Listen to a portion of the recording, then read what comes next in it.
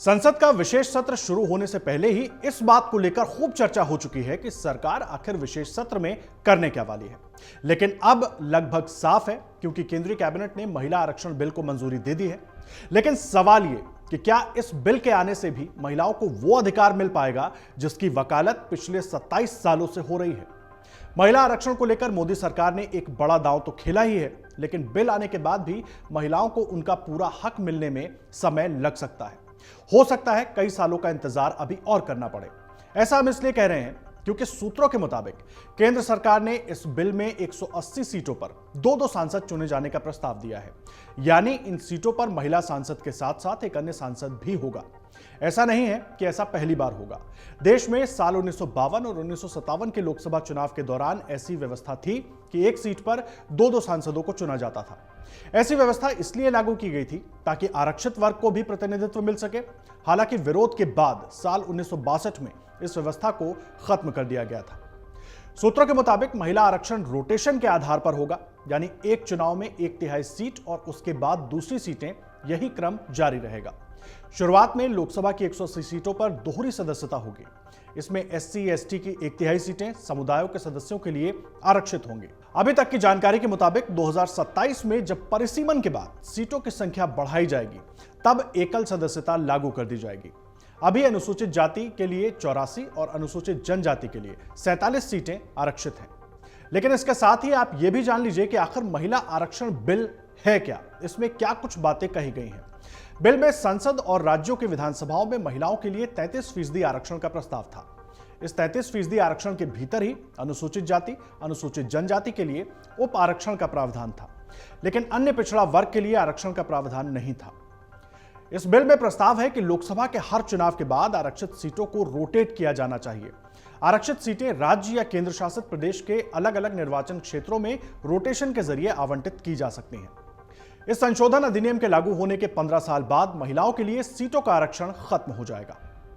और अब आपको बताते हैं बिल को लेकर अब तक क्या हुआ है। देखिए, महिला आरक्षण बिल 1996 से ही अधर में लटका हुआ है। उस समय HD देवेगौड़ा सरकार ने 12 सितंबर 1996 को इस बिल को संसद में पेश किया था, लेकिन पारित नहीं हो पाया था यह बिल 81वें संविधान संशोधन विधेयक के रूप में पेश हुआ था। अटल बिहारी वाजपेयी की सरकार ने 1998 में लोकसभा में फिर महिला आरक्षण बिल को पेश किया था।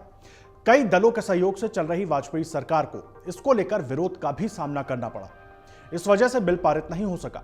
वाजपेयी सरकार ने इसे 99, 2002, 2003, 2004 में भी पारित कराने की कोशिश की, लेकिन सरकार सफल नहीं हुई।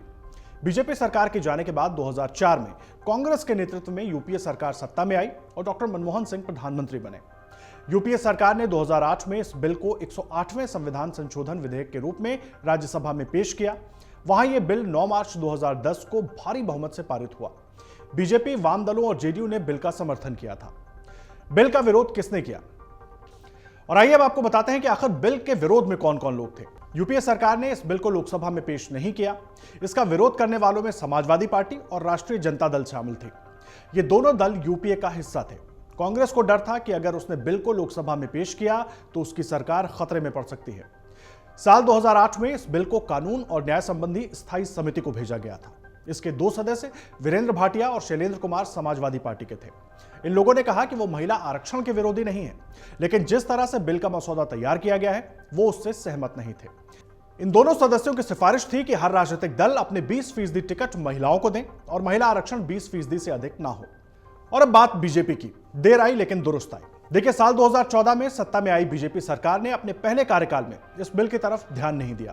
नरेंद्र मोदी सरकार ने अपने दूसरे कार्यकाल में इसे पेश करने का मन बनाया है। हालांकि उसने 2014 और 2019 के चुनावी घोषणा पत्र में 33% महिला आरक्षण का वादा जरूर किया था। इस मुद्दे पर उसे मुख्य विपक्षी पार्टी कांग्रेस का भी समर्थन हासिल है।